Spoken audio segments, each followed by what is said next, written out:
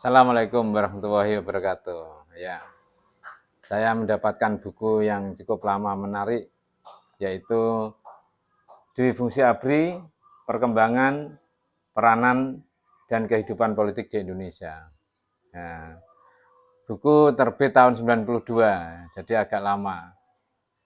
Tapi kenapa kami resensi hari ini? Ya, karena setelah saya membaca berita-berita di internet dan YouTube yang beredar, ada sebagian masyarakat yang khawatir bagaimana Dwi Fungsi ABRI itu berjalan lagi. Nah, walaupun pro kontra ya, yang namanya Dwi Fungsi ABRI itu memang dulu sebagian mengatakan mencekam. Nah, dalam arti petik kehidupan politik dan sosial dipantau begitu ketatnya. Bahkan suatu ketika saya sowan ke Mbah Yai menjelang hari raya begitu. Nah, sebagaimana ini saya tampilkan juga menjelang hari raya. Nah, mengingat masa itu ada datang ABRI. Assalamualaikum Pak Yai. Waalaikumsalam. Monggo pinara. Oh nggih. Ngomong-ngomong sebentar, tapi berikutnya adalah tema benjang khotbah napa temane Pak Yai. Nah, ABRI tanya gitu, saya kaget juga loh. Sampai tema khotbah saja ditanyakan gitu. Jadi artinya sampai sedetail itu. Tapi Pak Yai ya khotbah untuk hari raya ya hanya sebentar, dan temanya ya tentang hari raya, tentang maaf-maafan gitu. Oh nggih, pokoknya yang penting kondusif gitu. Nah, maka saya juga kaget. Pak Yai memang begitu toh. Iya, setiap hari raya, setiap khotbah-khotbah penting itu selalu ada tamu dari tentara untuk menanyakan apa yang harus kami katakan besok di khotbah itu. Oh ya, tidak apa-apa, pokoknya penting kita hidup damai bersama rakyat, bersama negara, bersama antar umat beragama. Ya itu saja tema-tema waktu itu sekitar tahun 95, saya masih ingat. Dan buku ini juga menarik karena ABRI itu memang berperan terhadap sosial politik. Kemudian menariknya lagi ketika saya ikut rapat di dalam membangun dapur bergizi untuk anak sekolah, itu ternyata kepala dapur 80-90% dari pertahanan nasional. Artinya peluang dari non-TNI juga ada, tapi hanya antara 10-20%. Nah, sampai dapur bergizi aja dari tentara gitu ya. Tapi ya baiklah, karena itu lebih kedisiplinan dan lain sebagainya. Nah, tetapi ini kami bacakan di pengantar ya.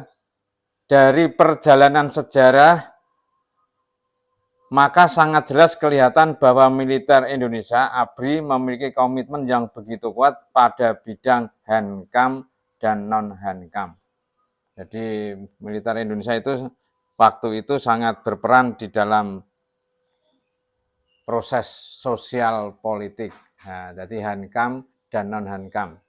Ini ditulis oleh Subiono, A.S. Tambunan, Hidayat Mukmin, Rukmini Kusumo Astuti. Jadi semuanya dari militer. Jadi walaupun di sini tidak disebutkan kepangkatan militer, tapi di kata pengantar mereka adalah para perwira tinggi ABRI. Nah itulah bagaimana peran ABRI yang sangat kuat waktu itu. Nah kalau kini mau dibangkitkan lagi dengan corak baru, artinya Dwi Fungsi gaya baru, ya ini hanya kekhawatiran sebagian pihak, jangan-jangan nanti akan muncul Dwi Fungsi ABRI seperti yang dulu lagi, meskipun ada revisi-revisi yang lain.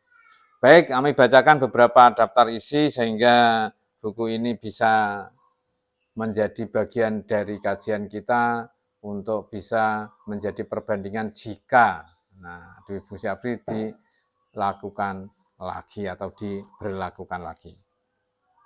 Yang pertama, bagaimana perkembangan fungsi ABRI sebagai kekuatan sosial politik. Ya, kalau kita ingat masa itu ABRI itu masuk ke dalam kancah sosial politik itu ya bupati, wali kota itu hampir semuanya dari ABRI. Gubernur juga dari ABRI, presiden otomatis ya. Orde Baru kan Bapak Presiden Soeharto kan dari ABRI. Tapi itulah yang menarik waktu itu karena dipilih oleh DPRD provinsi, DPRD kabupaten dan kota, kemudian dipilih oleh DPR MPR. Ya, jadi paketnya begitu. Yang kedua adalah dwi fungsi ABRI sebagai konsep politik.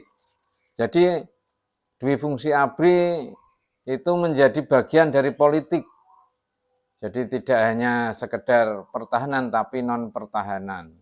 Jadi otomatis bagaimana mengisi jajaran pemerintahan daerah maupun pusat itu ABRI sangat berperan di sana. Dan kemudian MPR kan ada utusan dari angkatan bersenjata, utusan golongan dan utusan daerah. Nah, itulah peran ABRI sangat kuat di dalam sosial politik. Pelaksanaan fungsi sosial politik ABRI.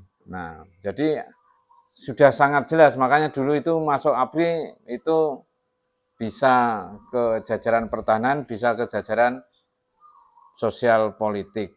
Nah, untuk bisa menjadi bupati atau wali kota ya harus dari tentara mayoritas ya. Kemudian masuk jadi gubernur juga begitu, jadi tentara. Kemudian masuk dalam kementerian itu juga tentara. Gitu. Nah, kemudian yang kelima adalah konsep dwi fungsi ABRI, pemikiran dan antisipatifnya. Kemudian dwi fungsi ABRI dalam sistem demokrasi Pancasila. Nah, jadi semua peran ABRI berada di dalam konteks sosial politik. Itulah yang menjadi bagian dari pentingnya sosial politik dalam kancah ABRI. Sehingga ABRI menjadi faktor integrasi, itu konsepnya.